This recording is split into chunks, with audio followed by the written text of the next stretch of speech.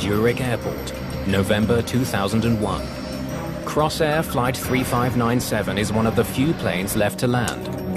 The commander was flying out of Zurich for the last 20 years, so he was really used to this airport. Crossair 300. The lone controller in the tower tracks the approach. Approach runway 28 for you. I have ground contact. We're continuing on. Crossair 3597. Continue speed reduction to final approach speed. But for some reason the crew can't find the runway. Damn. He said he saw the runway 1.3 miles. And the flight ends in disaster. Crossair 3597, this is Zurich Tower. Do you copy? We have a possible emergency and approach. He collided with a hill, so obviously he was too low. A terrible mistake sent a passenger jet dangerously off course, killing 24 people. The clues will lead investigators to a trained professional with an astonishing past.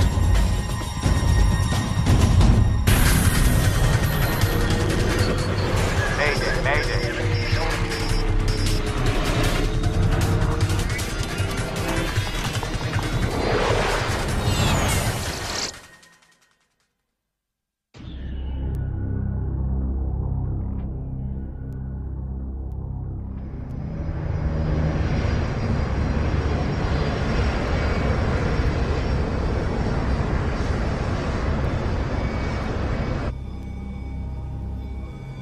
Crossair Flight 3597 is cruising at 27,000 feet above Germany. As the autopilot flies the plane, the crew begins reviewing procedures for their landing. According to the report, the apron and taxiways are wet. Braking action's not specified. So the friction report is missing? Indeed. That usually means they haven't been out to check lately. Indeed.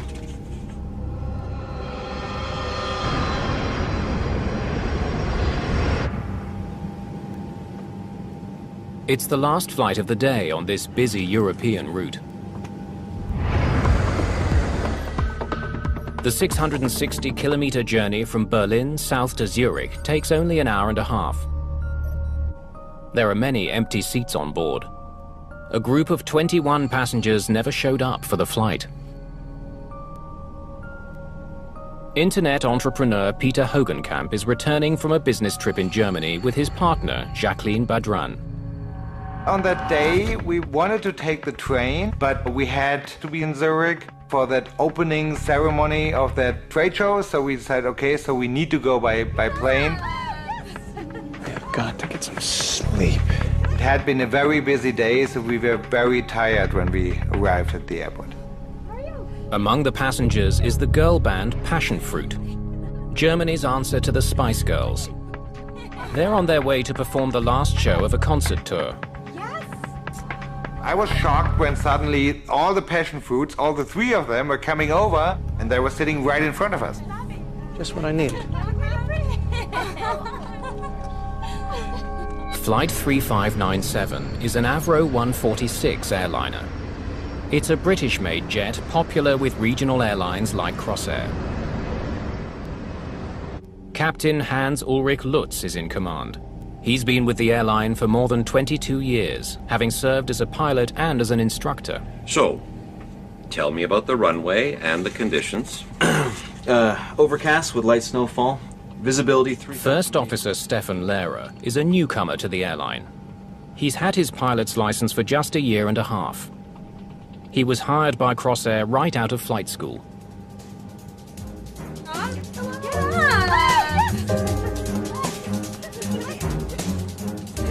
The passion fruits were being quite noisy. They were excited. I think they went from one gig to the other. So they were still in their stage clothes. I said, oh my God, do I really need this? Can I just sleep? It's probably okay to move.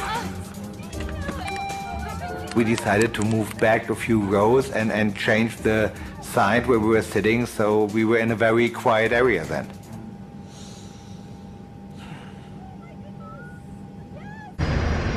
Crossair 3597, clear to flight level 160. The flight is slightly behind schedule. It's due to land in Zurich in less than half an hour. According to the latest information, we'll be using runway 14. What kind of approach? ILS approach. Okay. An ILS, or Instrument Landing System approach, means the pilots will be guided to the runway by radio signals beamed from the airport. And a decision altitude of 1,602 feet.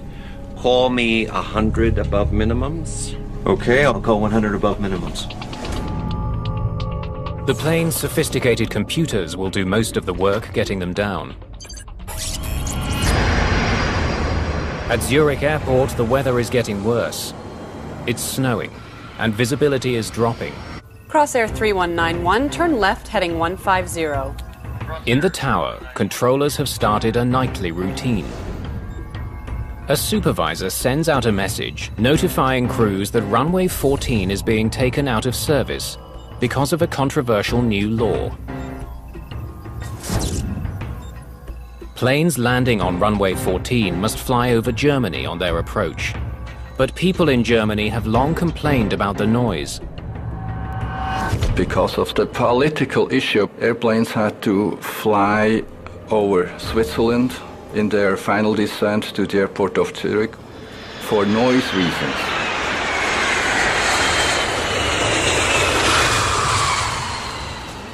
There was no other operational or weather reasons whatsoever. It was purely political. Switzerland has agreed to shut down runway 14 after 10 p.m. to keep landing planes out of German airspace and use runway 28 instead. The crew hasn't received this information yet. But First Officer Lehrer is familiar with the new rule. Should I ask if it's still runway 14? It's almost 10 o'clock. Yes, I'm pretty sure it's still 14. Zurich approach, Crosshair 3597. Please confirm the approach in use is the ILS 14. Crosshair 3597, you're identified. It will be a VOR DME. Approach runway 28 for you. Oh, hell. What next? Okay, fine. Unlike runway 14 with its sophisticated instrument landing system, runway 28 is not equipped for ILS landings. Instead, it has a less accurate navigational system. It's called VOR DME. A radio beacon sends information to an aircraft about its distance from the runway and whether it's left or right of it. It provides no guidance on the plane's altitude. Pilots would rather not make VOR approaches because they place a greater workload on the flight crew. He would always prefer an ILS approach because he gets guidance on the approach slope. And he can also use his autopilot to guide him down literally on ground to the runway.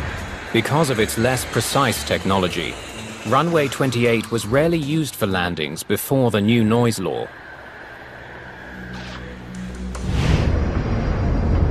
Okay then, rebriefing for runway 28. That would be chart 13-2. Now Captain Lutz abandons the ILS approach he was planning and prepares his first officer for the new non-precision approach. Are you familiar with the 28 approach? Yes, I've done it a couple of times. The crew goes over every detail of how they will approach Zurich Airport. Prasidingen Zurich, east 6,000 feet. There are only a few planes left to land tonight, 3597. including Flight 3597 and 2 other Crossair flights just ahead of it. As the aircraft approach the runway, controllers need to keep them apart. Crosshair 3597, reduce speed to 180 or less. Speed 180 or less, Crosshair 3597. Captain Lutz makes the final turn to line his jet up with the runway. 160 knots. The plane is now in the thick of the heavy weather surrounding Zurich. At the airport, the second last Crossair flight touches down on runway 28. Now, with only flight 3597 to land, the supervisor decides to head home early. The controller handling the aircraft is the only controller left in the tower. Crossair 3597, continue speed reduction to final approach speed. Zurich Tower, this is Crossair 3891. She gets a report from the plane that just landed. Visibility approaching 28 was borderline. We could only see the runway from 1.3 miles out. But Captain Lutz knows Zurich Airport well. He continues towards the runway. Gear down. The plane begins the final stage of its approach. Cabin crew, Prepare for landing. Captain Lutz begins slowing the jet and puts it into a steep descent.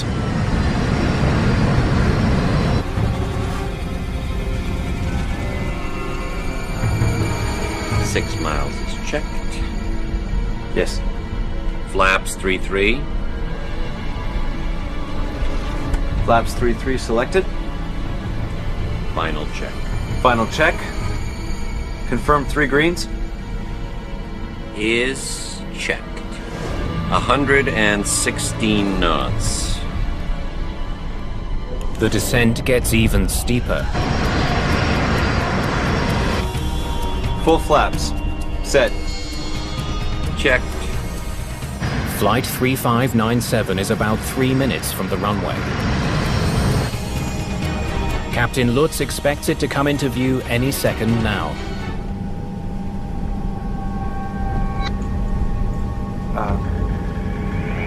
100 above. Do we have ground contact? Yes.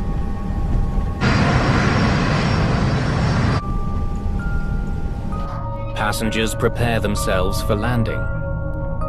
We were pretty close to the airport, so you think, okay, this is going smoothly, but it was dark and it was snowing, so we couldn't see anything.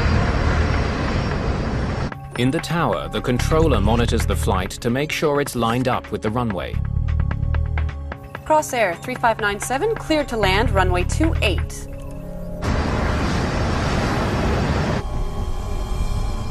(2-4) the minimum. 2-4. The flight has hit decision height, 2,400 feet above sea level, 1,000 feet above the ground near Zurich.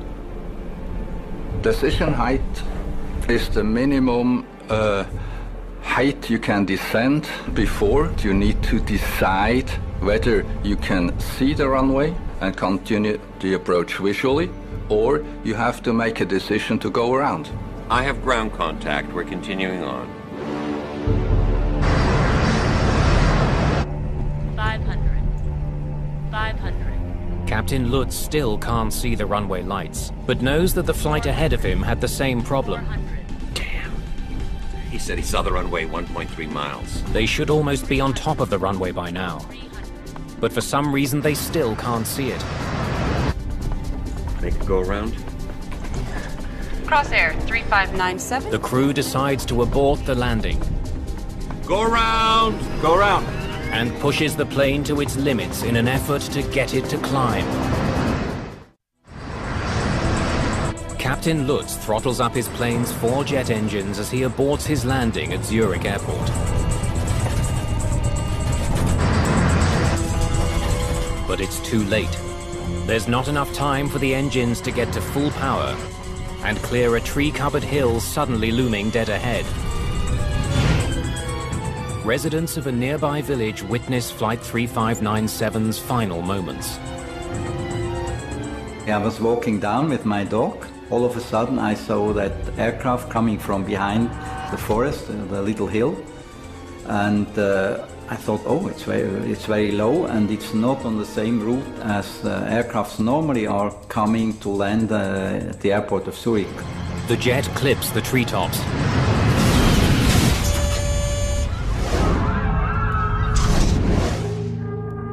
Suddenly, it was shaking very hard. What's happening? Something is wrong.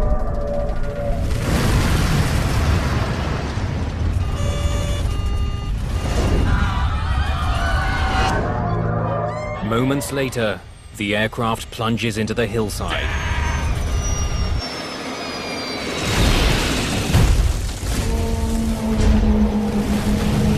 Crosshair 3597, this is Zurich Tower. Do you copy? Crosshair 3597, this is Zurich Tower. Do you copy?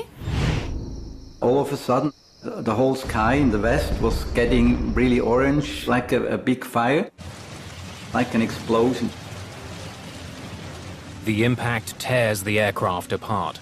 The wings broke off and the fuel is in the wings, so the flames really sort of shot inside the plane.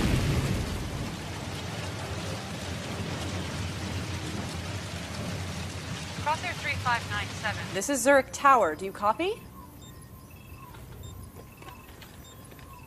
This is Zurich Tower.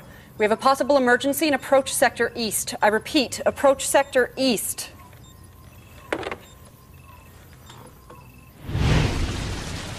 Crossair Flight 3597 has crashed near the village of Bassersdorf, northeast of Zurich.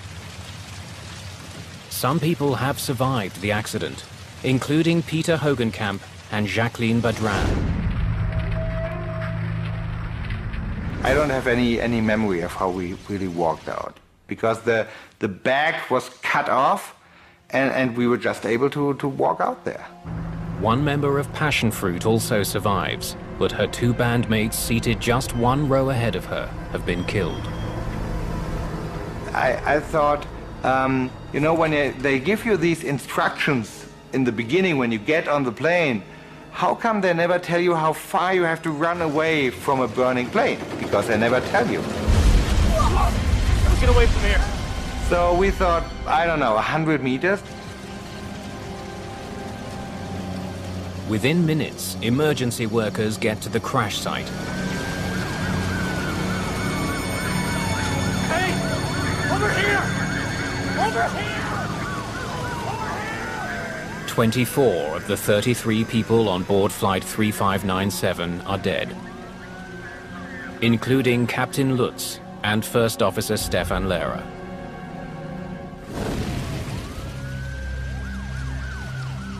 Daniel Knecht, an investigator from Switzerland's Aircraft Accident Investigation Bureau, arrives at the scene.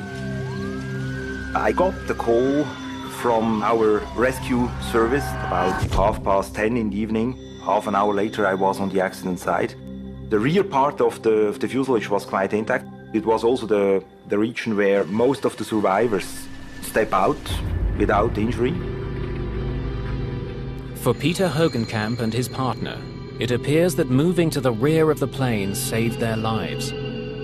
I think it was just good luck. I think it would have been a whole different story if we wouldn't have changed seats. So the passion fruits may have saved their lives. While rescuers care for the survivors, Knecht and his team survey the crash site.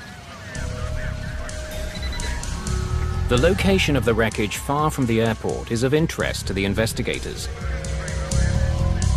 4 kilometers and 50 meters from the runway. The aircraft was not where he was intended to be. He collided with a hill east of runway 28, so obviously he was too low. And the first question was, why was this aircraft too low? The black box flight recorders are found in the wreckage. They're in good condition.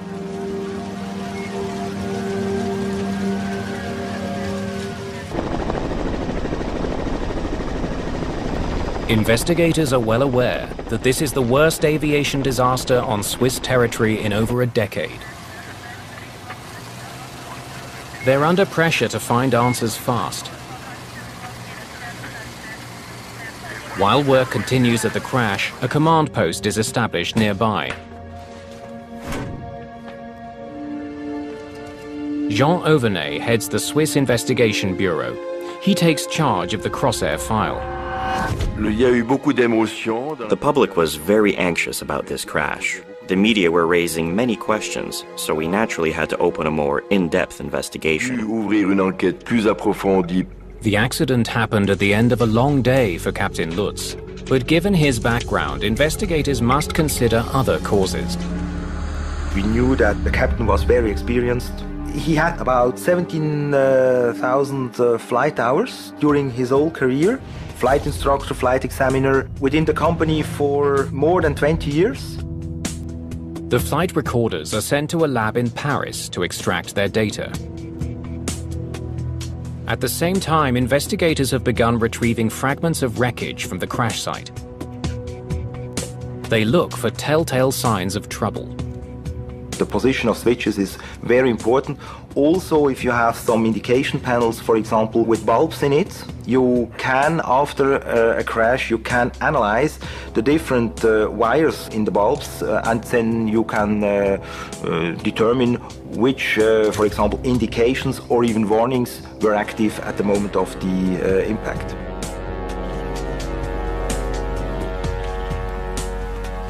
An investigator comes across an intriguing piece of wreckage. Oil gauges provide information about the oil flowing to the plane's 4 turbofan engines. Curiously, one of them is installed upside down. This raised a lot of questions for us and for the media. Everyone wanted to know how you could fly a plane with an instrument installed upside down. It wasn't a very important instrument. You could still read it, even if it was installed upside down. But if this obvious problem was never fixed, what else could be wrong with the plane? Obviously, there were maintenance issues here. We looked at how the company was doing the maintenance of the planes.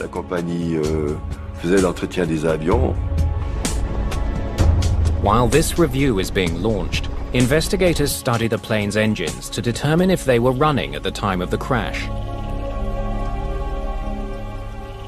Soil, tree branches, and other debris lodged inside the engines suggest they were. We checked them out visually, and we saw that the 4 engines were turning in the moment of the accident. Authorities need to be sure. They will have to check their findings against data from the flight recorders. In the meantime, the location of the crash suggests something may have tragically misled the crew on their descent towards Zurich Airport. Connect focuses on the flight charts they used to plan their approach. Is the problem with the approach, or is the problem with the aircraft? This kind of question was dominant when we started the investigation. Are you familiar with the 28 approach? Yes, I've done it a couple of times. The approach chart provides pilots with directions to the runway, Zurich, details about radio frequencies, as well as altitudes and speed for various stages of the landing. When investigators study an approach chart like the one the crew used, they make a shocking discovery.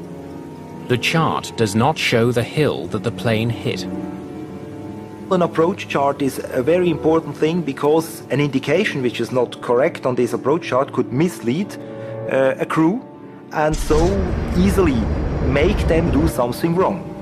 So, tell me about the runway and the conditions. Overcast with light snowfall. A faulty chart would certainly have been a danger to a crew unfamiliar with Zurich Airport. But Lutz had flown in and out of Zurich countless times. He and his first officer were both based in the city. The commander was flying out of Zurich, I think, for the last 15 to 20 years. So he was really used to this airport. Investigators conclude that the approach chart, while faulty, could have tripped up some crews, but not this one.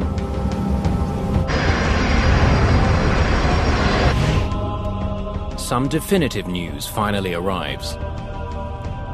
The engine data from the black box confirms the observations at the crash site. We could see quite easily that the engines worked absolutely normally. Another potential cause of the accident is eliminated from the list: mechanical failure. Investigators now consider a different possibility.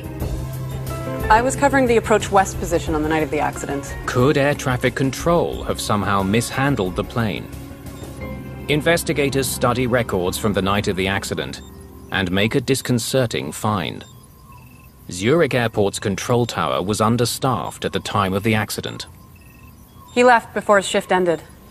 The supervisor in the tower went home early, leaving a lone controller to guide Flight 3597 in for its landing. She was relatively young, and let's say she didn't have that much experience. Investigators now study transcripts of conversations between that air traffic controller and the flight crew, looking for signs she made a mistake. Crosshair 3597, you're identified. Crosshair 3597. Speed 180 or less. Crosshair 283. Crosshair 3597. Zurich approach. Crosshair 3597. Clear to land. They find no indication the controller gave the crew faulty instructions. But they do come across the radio call by the pilot of the Crosshair flight that landed minutes earlier. Zurich Tower, this is Crosshair 3891. Visibility approaching 28 was borderline. We could only see the runway from 1.3 miles out. That pilot warned of poor conditions on the approach to runway 28. She had options. They wonder why the controller didn't shut the runway down. Because of poor visibility, she could have reopened runway 14 in spite of the noise bylaw. This would have allowed the crews to make an instrument approach. But she didn't do that. Thank you, Crosshair 3891. Have a good evening. It would have been much easier to fly Alice approaches in this kind of weather, regardless of this political issue. It's suspected that without her supervisor present, the controller lacked the experience to make such an important call. So it's clear that to make the decision not to allow an approach on runway 28 and instead make it on runway 14 demanded a certain kind of confidence, a certain kind of courage. However, Captain Lutz also heard the same warning. 28 was borderline. We could only see the runway from 1.3 miles out. Gear down. He kept going in spite of it. Investigators are now certain that the controller was in no way responsible. A pilot can always say no. He can always reject the clearance. If he thinks that landing is probably not possible, he is free to reject an approach clearance and ask for a different one. Jean Auvernet can't understand why Captain Lutz didn't do exactly that. He should have known that he didn't have to make a non-precision approach in bad weather. When we saw the mistake the pilot had made, we immediately asked ourselves, well, how's it possible? Because for an experienced pilot who was an instructor, this was a really basic mistake. Auvernet is beginning to wonder if something in Lutz's long career is hiding clues about his behavior on the night of the accident. One by one, investigators are ruling out the possible causes of the crash of Crossair Flight 3597. They hope the answer lies in the cockpit voice recorder, or CVR, of the doomed jet. After waiting many days for its data to be sent back from France, they now pore over it carefully, listening for any clues that might explain why the plane was flying so close to the ground, so far from the airport. ILNAV is engaged. Authorities get more than they expected. Not only is the CVR complete, but Captain Lutz offers a running commentary on everything he does. And on inbound track 275. Speed is checked, flaps 18. It's practically a roadmap to understanding what went on in the cockpit. Flaps 33. That's not usual that the pilot flying is talking so much about what he is doing or what he is seeing. And for the investigation, this helped a lot. 100 above. Do we have ground contact? Yes. Investigators learned that the crew of Flight 3597 was looking for the runway and believed it would soon come into view. From the CVR, we saw that the commander and also his co-pilot were not feeling some fear or feeling that something was not going as they planned. But what they didn't know was that the plane was actually 4 miles shy of its target. Damn. He said he saw the runway 1.3 miles.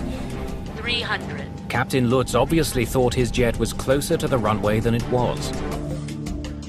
Investigators consider the possibility he was misled by his distance measuring equipment, or DME. It's supposed to tell pilots how far they are from the airport.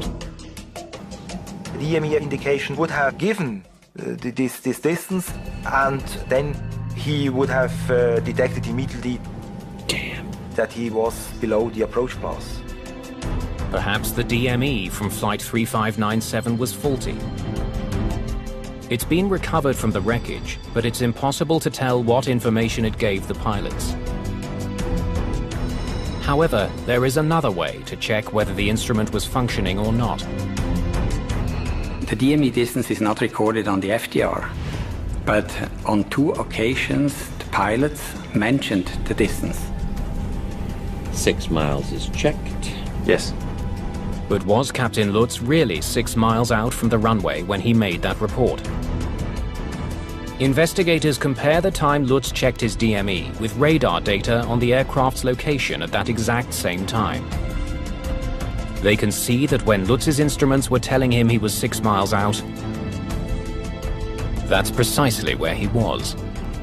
So we knew that the pilots had an indication for the distance available at that time.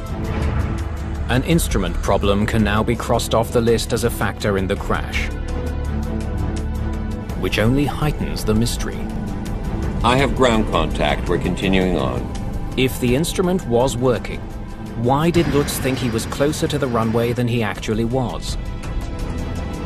The answer lies not in what investigators hear on the cockpit voice recorder, but what they don't hear. I don't see anything after 6 miles. Do we have ground contact? Neither pilot read out a DME check after the 6-mile reading. Yes. It tells investigators that Lutz wasn't monitoring his vital instrument during the final minutes of his approach.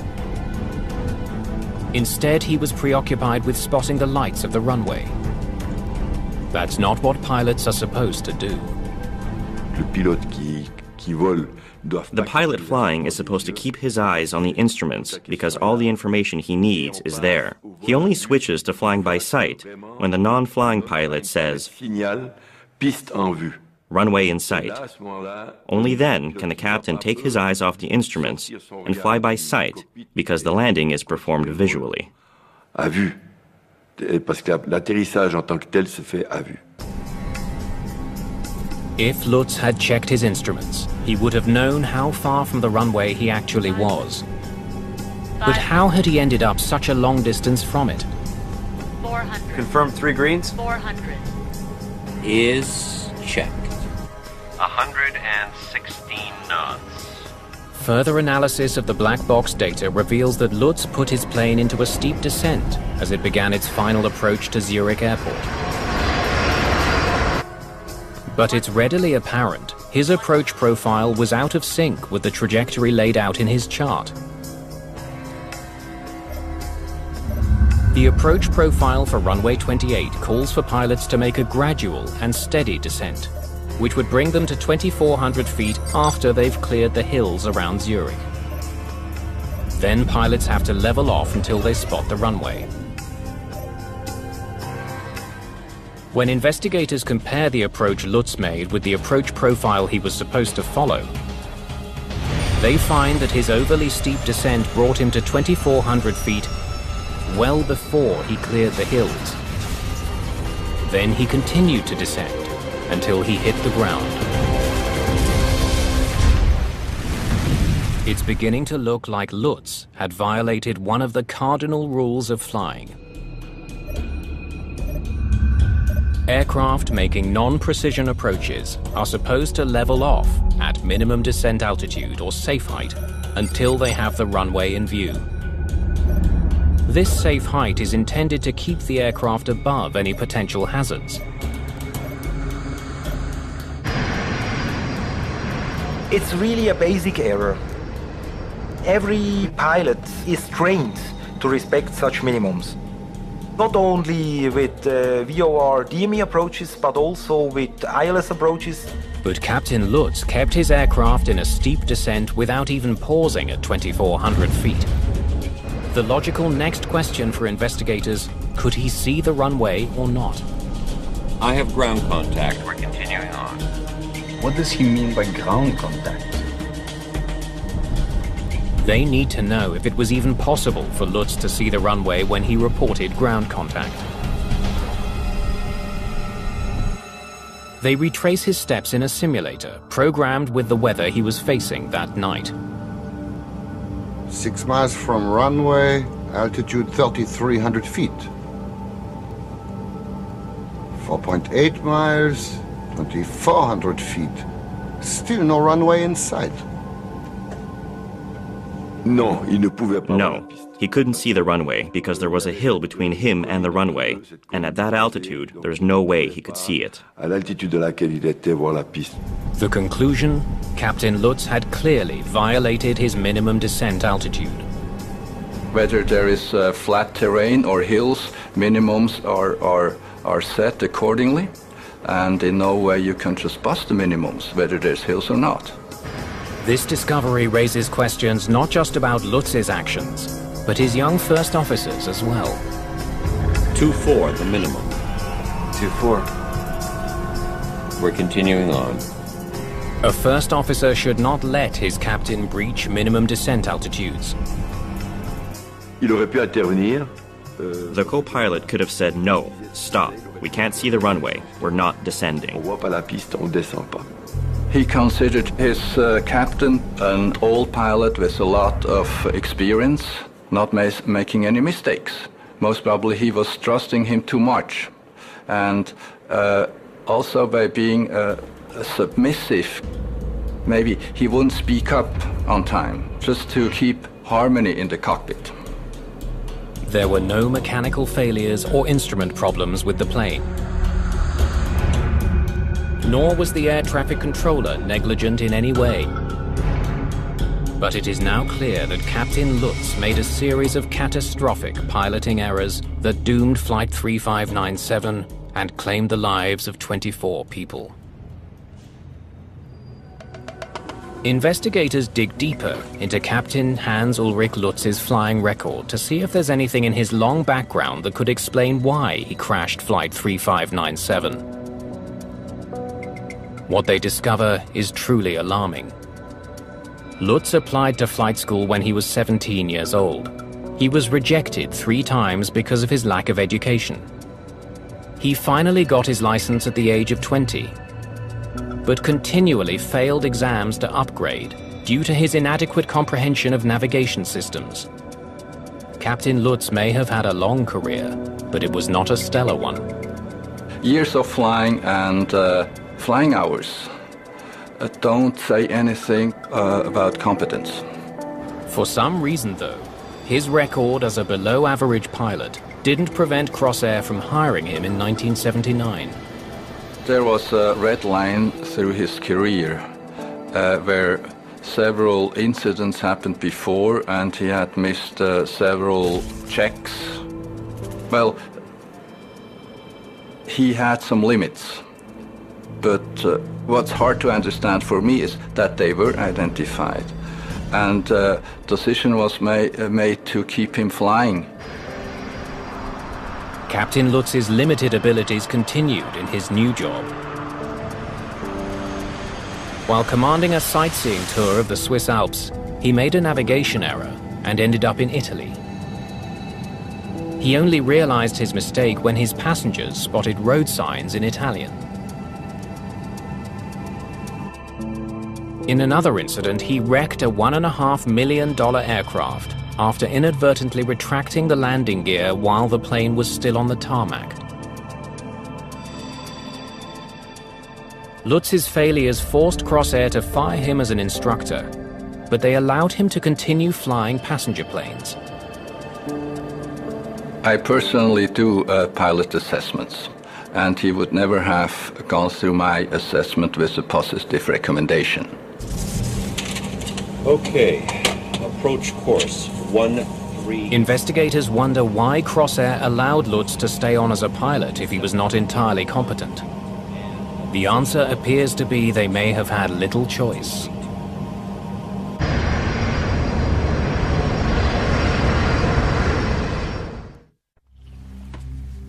Investigators' first glimpse into the problems at Crossair came after they found the upside-down gauge at the crash site. We had to check if the employees had received the proper training, if they had the qualifications required for this kind of work. No glaring maintenance issues were found, but a closer look at Crossair's hiring practices explains why Captain Lutz was allowed to keep flying. The airline may have grown too fast throughout the 80s and 90s. La compagnie, elle s'est agrandie très rapidement. The company expanded very rapidly, and with that success, it's clear that you have to quickly increase the staff. Office workers, mechanics, that's one thing, but pilots, you have to go out and find them. Mais les pilotes, tu devais les trouver. In those days, they were desperate for pilots, and somehow no decision was made to lay him off because of his questionable performance during his career. Captain Lutz's failings caught up with him on November the 24th, 2001. They can go around. Go around! 24 people paid with their lives.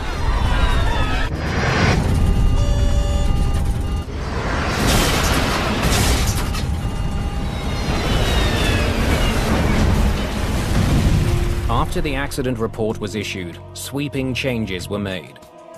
Swiss aviation authorities had Crossair increase the number of employees overseeing pilots. They also scrutinized other airlines to determine if there were other substandard performers like Lutz.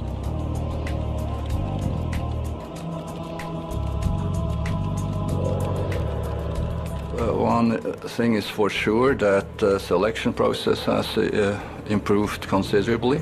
And of course, awareness of people's performance during their career was increased considerably. Crossair went out of existence in 2002. It was folded into the Swiss national carrier. As Crossair became Swiss, they adopted the previous Swissair selection process. And I can say today, which is already 9 years since, that safety has improved considerably, and also quality of the pilots that are hired by companies like Swiss.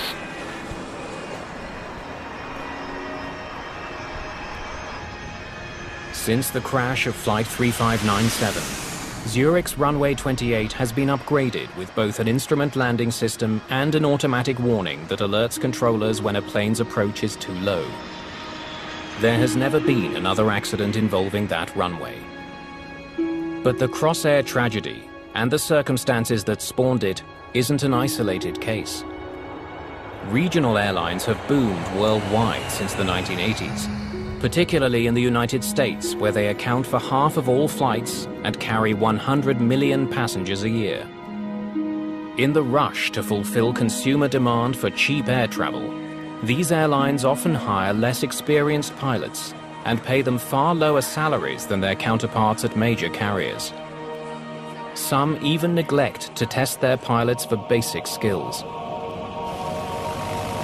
There is no such thing as a compulsory pilot assessment before they get hired. Does not exist.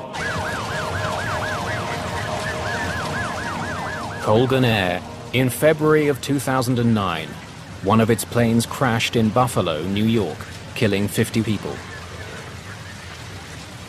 The accident was blamed on the actions of an inexperienced crew. An eerie reminder of the Crossair disaster.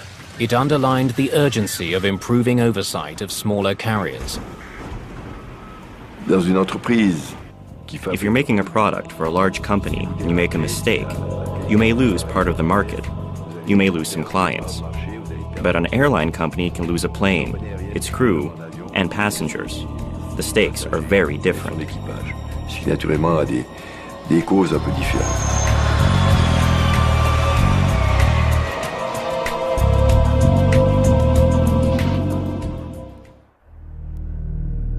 Brand new air crash investigation is back at the same time next week. See natgeotv.com for previews and more. Stay tuned for more drama in the skies.